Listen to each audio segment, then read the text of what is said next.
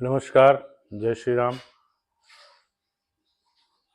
रामचरितमानस पाठ के क्रम में आज बालकांड के 39वें दोहे से प्रारंभ कर रहे हैं, जो पिछले अंक पे हमने विराम किया था वहां से।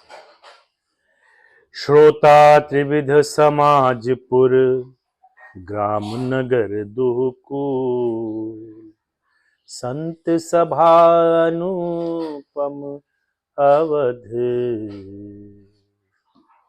सकल सुमंगल मूल।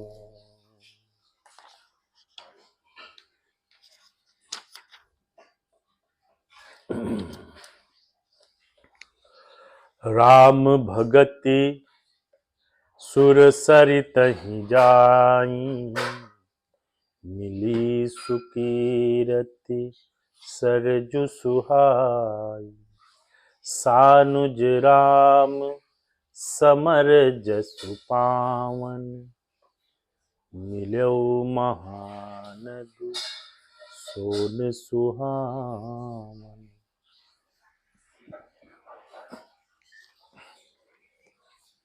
तीनों प्रकार के श्रोताओं का समाज ही इस नदी के दोनों किनारों पर बसे हुए पूर्वे गांव और नगर हैं, और संतों की सभा ही सब सुंदर मंगलों की जड़ अनुपम अयोध्या जी है। सुंदर कीर्ति रूपी सुहावनी सरयू नदी राम भक्ति रूपी गंगा जी में जा मिली। छोटे भाई लक्ष्मण सहित श्री राम जी के युद्ध का पवित्र यश रूपी सुहावना महानद सोन उसमें आ मिली। जुग बिच भगति देव धुनी धारा, सोहति सहित सुमिरति बिचारा। त्रिविध ताप त्रासक तिमुहानी, राम स्वरूप सिंधु समूहानी।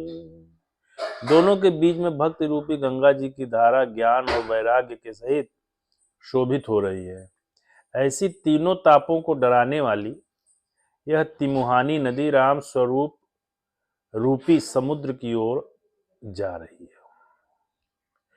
मानस मूल मिली सुर सरही, सुनत सुजन मन पावन करही। बिच बिच कथा विचित्र विभागा, जनुसरी तीर तीर बन बागा। इस कीर्ति रूपी सरयू का मूल मानस श्री रामचरित है, और यह राम भक्ति रूपी गंगा जी में मिली है।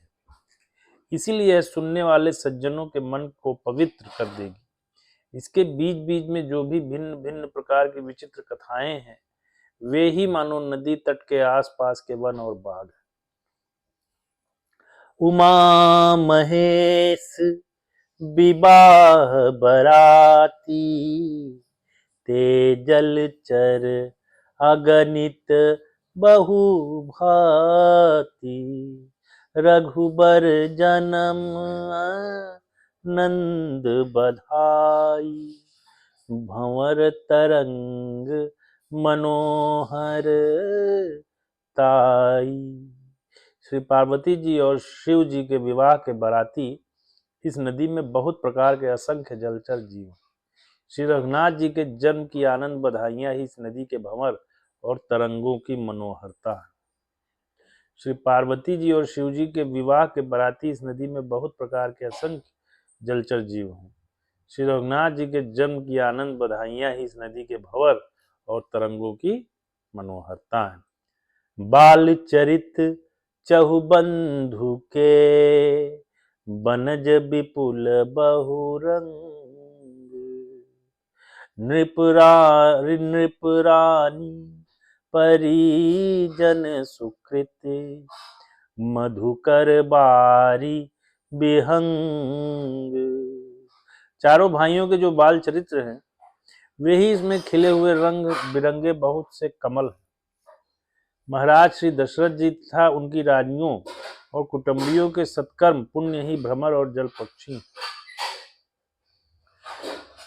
सिय स्वयंवर कथा सुहाई, सरित सुहावनी सो छवि छाई।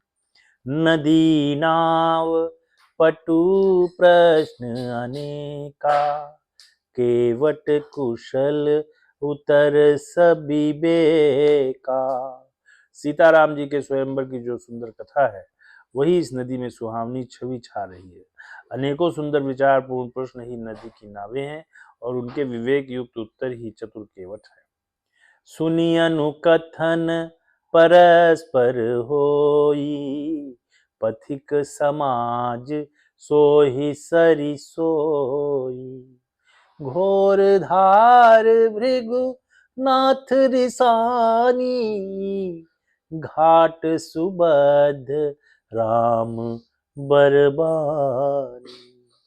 इस कथा को सुनकर पीछे जो आपस में चर्चा होती है वही इस नदी के सहारे सहारे चलने वाले यात्रियों का समाज शोभा पा रहा है। परशुराम जी का क्रोध इस नदी की भयानक धारा है और श्री रामचंद्र जी के श्रेष्ठ वचन ही सुंदर बंधे हुए घाट हैं। सानुज राम सानुज राम सानुज राम विवाह उछाहू, सो शुभ उमग सुखद सब काहू। कहत सुनत हर सही पुल काहीं, ते सुकृति मन मुदित नहाई। भाइयों सहित श्री रामचंद्र जी के विवाह का उत्साह ही इस कथा नदी की कल्याणकारिणी बाढ़ है जो सभी को सुख देने वाली है। इसके कहने सुनने में जो हर्षित और पुलकित होते हैं वे ही पुण्यात्मा पुरुष हैं जो प्रसन्न मन से इस नदी में नहाते हैं। राम तिलक हित मंगल साजा, परब जोग जनु जुरे समाजा। काई कुमिति कैकेयी केरी, परिजा सुफल विपत्ति घनेरी। श्री रामचंद्र जी के राज तिलक के लिए जो मंगल साज सजाया गया वही मानो पर्व के समय इस नदी पर यात्रियों के समूह इकट्ठे हुए हैं। कैकेयी की कुबुद्धि इस नदी में काई है जिसके फलस्वरूप बड़ी भारी विपत्ति आ पड़ी। ठीक है, किंतु देखा जाए यदि कैकेयी तो ठीक है, कैकेयी हुए, रावण हुए या शूर्पणखा हुई, है ना,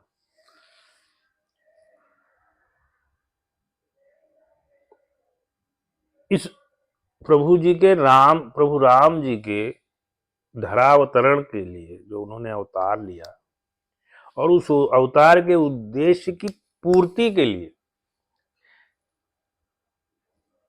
कैकेयी एक चरित्र थी। कैकेयी एक चरित्र थी। अगर कैकेयी न होती, अगर कैकेयी ने वनवास न दिया होता, कैकेयी भी आदर्श माता होती, तो प्रभु राम क्यों जाते वनवास? और प्रभु राम वनवास नहीं जाते, प्रभु राम वनवास नहीं जाते यदि, तो रावण को कैसे मारते? उद्देश्य था पृथ्वी पर आने का रावण का संहार करना। रावण का संहार क्यों करना? क्योंकि रावण राक्षस था। वह पृथ्वी पर धर्म के कार्यों में बाधा पड़ रहा था और रावण तो अल्टीमेट था, सुप्रीम, अंतिम, श्रेष्ठ, मतलब सबसे भयानक राक्षस था। उसके साथ में जो उन्होंने खरदूषण और तमाम राक्षसों को रास्ते में साफ किया वहां तक पहुंचने में, रावण तक, वो सारे राक्षस इस पृथ्वी पर तबाही मचाए हुए थे। तो यदि कैकेयी न होती तो रामायण ही नहीं होती। ठीक है, तो कैकेयी एक पात्र थी, जिस पात्र को खलनायक का किरदार निभाना था। ऐसा, हालांकि कैकेयी भले हम उसे पात्र कहें, लेकिन कैकेयी तो उसने अपने नाम को पूरे आने वाले समय के लिए खराब कर ही लिया, है ना। किंतु फिर भी वो एक पात्र थी, जिस पात्र के बिना रामायण नहीं लिखी जा सकती थी, है ना। तो हर एक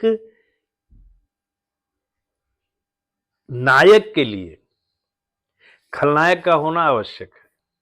अगर खलनायक नहीं है तो कैसे लोग नायक को डिफरेंशिएट कर पाएंगे, रिकॉग्नाइज कैसे कर पाएंगे, है ना।